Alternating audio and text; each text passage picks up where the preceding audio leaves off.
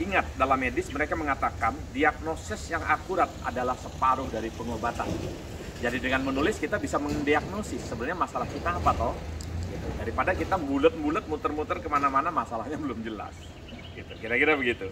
Nah, ketika kami menghadapi suatu tantangan dalam perusahaan kami, kata Brian Tracy, saya seringnya akan mengumpulkan karyawan dan bertanya, baiklah, apa persisnya situasi? Jadi seperti apa persisnya? Gitu ya, jadi pertanyaan itu.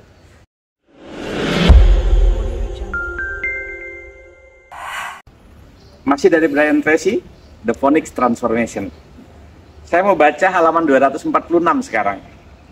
Formula penghancur kecemasan. Ya.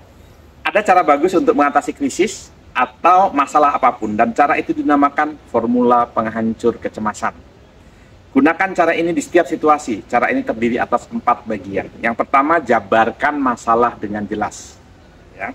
Lebih baik lewat tulisan. Jadi memang menulis ini memang memberikan efek emotion release, ya, memberikan efek agar kita merasa sudah curhat kepada orang lain. Kenapa orang curhat? Biasanya itu adalah karena dia merasa dia telah mengeluarkan semua beban kehidupannya. Jadi curhat itu penting, dan salah satu curhat yang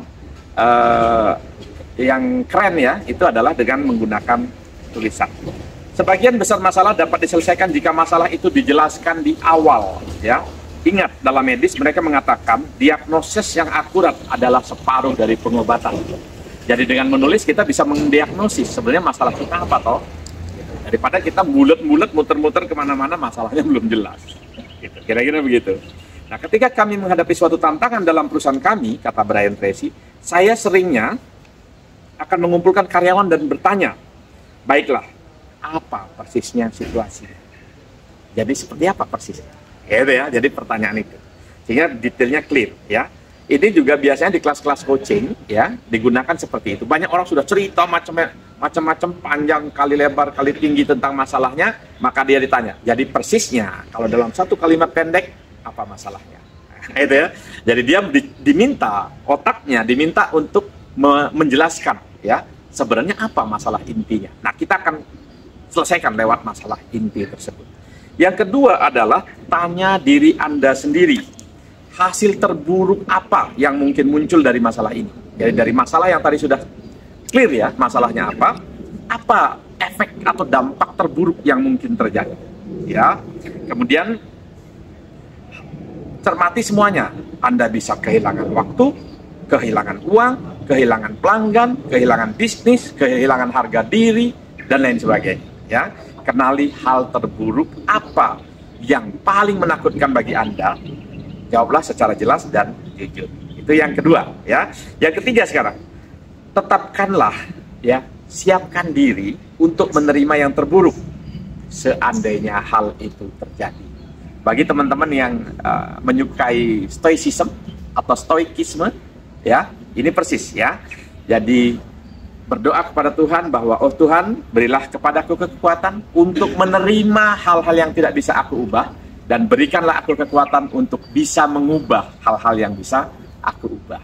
Jadi kalau yang nggak bisa aku ubah, ya sudah, terima, ya, hadapi, gitu ya. Ini yang di ketiga, ya. Tidak apa kalau ini terjadi, aku tak akan mati, gitu ya. Kalau efek terburuknya bukan mati, gitu ya. Begitu Anda memutuskan untuk menerima yang terburuk, pikiran Anda menjadi jelas dan tenang. Nah, ini kerennya begitu. Jadi setelah kita mau menerima, ya, beberapa petarung, ya, petinju, di berbagai macam perlombaan, mereka mengatasi kecemasan mereka justru dengan siap menerima yang terburuk.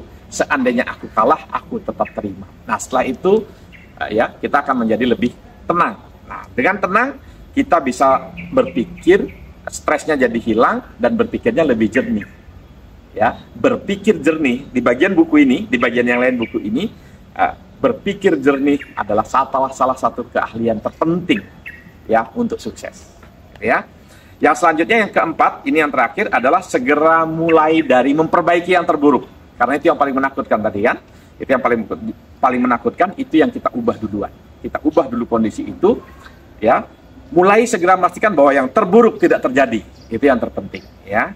Kemudian apa yang dapat Anda lakukan saat ini untuk mengatasi situasi tersebut? Ya. Jadi dengan melakukan, kecemasan itu akan hancur dengan sendirinya. Ya, kalau di dalam buku yang lain, David J. Schwartz mengatakan keajaiban dari tindakan. Jadi kalau Anda takut terhadap sesuatu, bertindaklah. Dulu saya pernah mengalami waktu saya semester pertama kuliah, saya paling takut kena pisau atau kena jarum. Maka yang saya lakukan apa? Itu yang paling saya takutkan, itu yang saya hadapi. Saya ikut donor darah. Selama kurang lebih 3 hari 3 malam, saya selalu trauma dengan suntikan yang ada di jarum itu. Tetapi setelah itu saya berkali-kali donor darah dan saya enjoy aja. Ya, jadi setelah saya berani menghadapi apa yang saya paling takuti, ternyata kecemasan itu hancur dengan sendirinya. Teman-teman, kita semua pasti memiliki ketakutan, pasti memiliki kecemasan, kekhawatiran yang harus kita hancurkan. Maka silahkan gunakan video ini sebagai salah satu inspirasi untuk membuat Anda bisa menghancurkan kecemasan dan ketakutan Anda. Ini untuk mengingatkan saya dan saya berbagi kepada Anda. Sampai jumpa di part berikutnya.